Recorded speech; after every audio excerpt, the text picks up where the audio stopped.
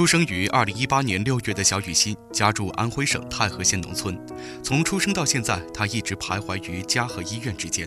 刚出生第2天，她就因为发烧进了新生儿科，结果被确诊为新生儿败血症，在那里一住就是半个月。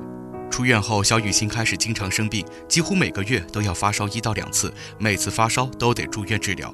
她的父亲于红军文化水平不高，多年来靠着干体力活挣钱养家。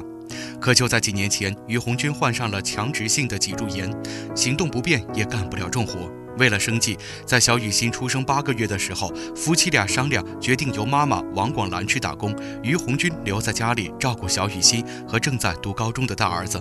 独自一人照顾8个月大的婴儿，显然不是一件容易事。当时小雨欣几乎每隔2个小时就要喝1次奶，每天都要换好几次尿不湿。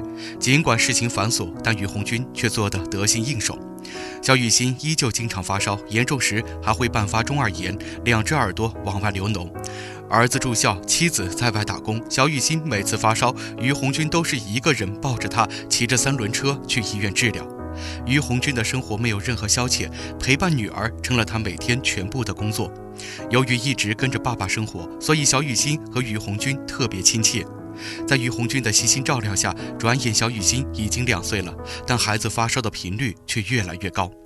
2020年8月，小雨欣突然肚子疼得厉害，开始大哭大闹。到了镇上的医院，医生也没能给出准确的判断，吃了药也一点不见好转。回想孩子2年来的身体状况，于红军慌了，他立即给远在浙江打工的妻子打电话，叫他回来。随后夫妻俩带着女儿去了安徽儿童医院。刚到医院的小雨欣就被安排住进了血液科，做了多项检查之后，医生发现小雨欣患有脓毒血症、中度贫血和支气管肺炎等病症。医生还告诉王广兰夫妇，孩子的病因还有待进一步确诊，于是建议他们带着孩子去上级医院治疗。就这样，夫妻俩着急忙慌地带着孩子来到了上海。在上海复旦大学附属儿童医院，小雨欣一住就是1个多月。期间，医生查出了小雨欣频频腹痛的原因，肠道溃疡严重，溃疡面积也很大。在医生的建议下，小雨欣还做了基因检测，最终被确诊为原发性免疫缺陷。医生说，孩子之前频繁发烧也是这种原发性免疫缺陷引起的，想要治愈，唯一的办法就是造血干细胞移植。王广兰夫妻俩很难用语言具体的描述他们当时听到这个消息的感受，生活的打击接踵而至，几乎要压垮他们。就在这个时候，王广兰和于红军接到了大儿子班主任的电话，说大儿子最近状态不好，成绩也在倒退。王广兰知道大儿子这是被家里的各种事情影响到了，王广兰只能打电话一遍遍安慰大儿子，让他好好学习，不要为妹妹担心。为了解决女儿移植的费用，王广兰夫妇想尽了办法，终于在2021年2月让小雨欣接受了造血干细胞移植。但是随之而来的是严重的排异反应，肠排、脾排、肝排等等。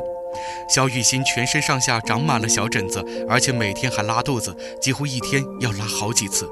在医院陪床的王广兰每天的工作就是消毒，保证女儿病房环境的卫生。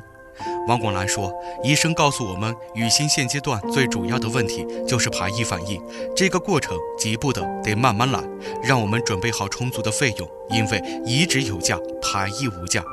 可眼下已经山穷水尽的我们实在是没有办法了。现在距离高考的时间越来越短，王广兰的大儿子正全身心投入到高考的冲刺当中。为了不影响他的学习，王广兰只能谎称你妹妹恢复得很好，很快就能出院了。而且丈夫于红军也回到了家里，他一边给女儿筹钱治病，一边为儿子随时提供后勤保障。眼下这家人的困难到达了峰值，挺过去前路光明，挺不过去便如坠深渊。